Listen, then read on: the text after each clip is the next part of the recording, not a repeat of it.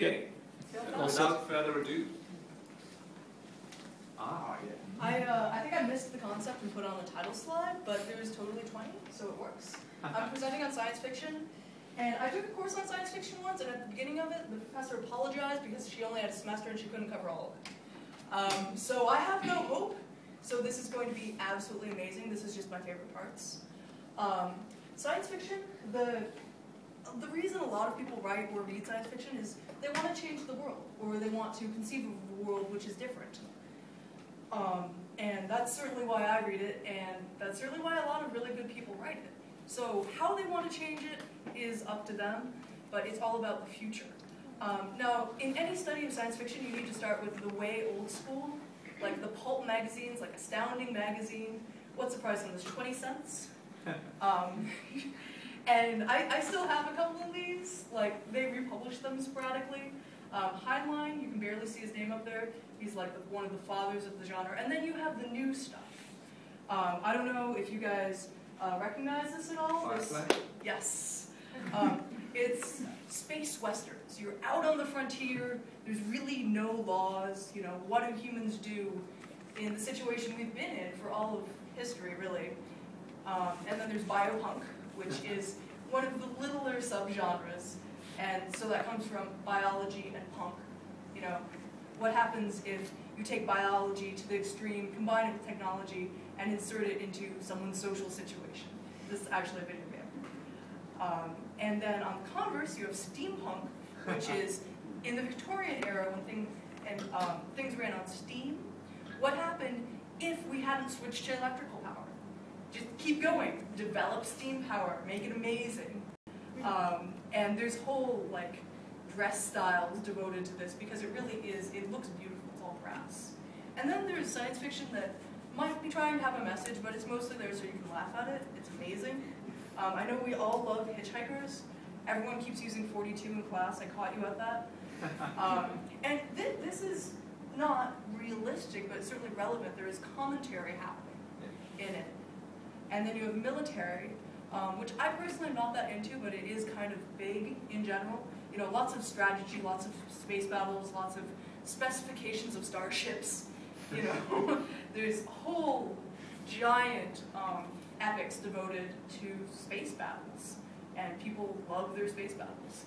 And then there's what you would call maybe soft sci-fi, sci-fi without physics in it. And I mean, a lot of the stuff hasn't had physics in it. And space opera, like this is a culture. This is what people think of without thinking of sometimes. It's kind of fit into your perceptions. Not all superheroes count as science fiction. I mean, you can debate that. We did debate that in class, but that one totally counts.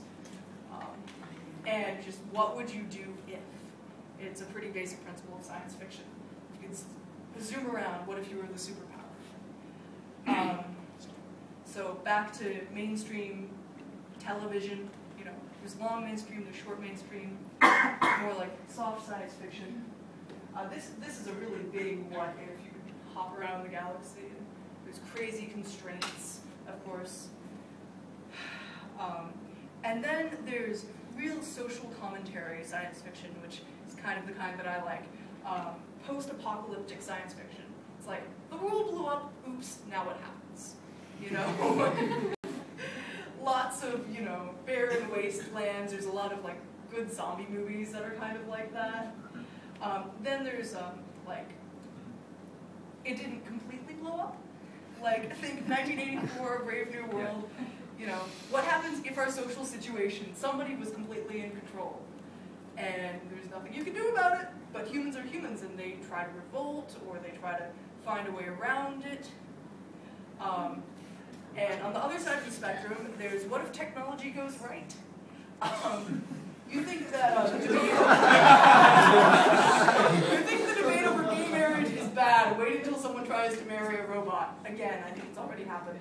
But not a sentient robot. A robot that can pass a test or something.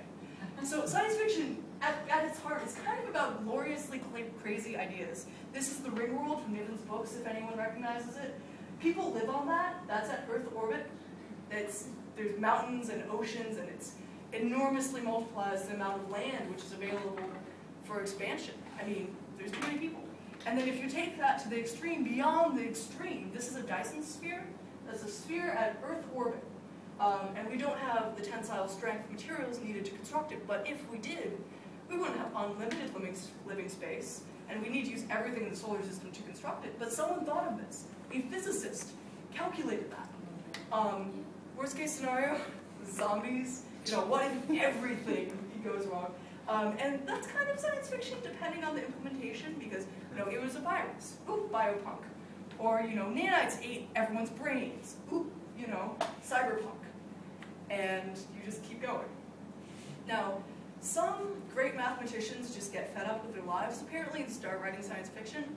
And then I accidentally read some of it, and then your brain explodes. And so that's the Mandelbrot set, or part of it, obviously. And then you get into things like Cthulhu, and so science fiction, a lot of people write it to try to predict the future. Sometimes the future that already happened. Sometimes they fail epically. Sometimes they succeed and surprise themselves and get interviewed. But they come up with beautiful things, like things that you wish existed sometimes. And when you come down to it, we all live in the future.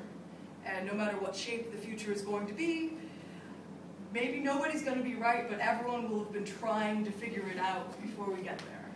And congratulations, that is science fiction.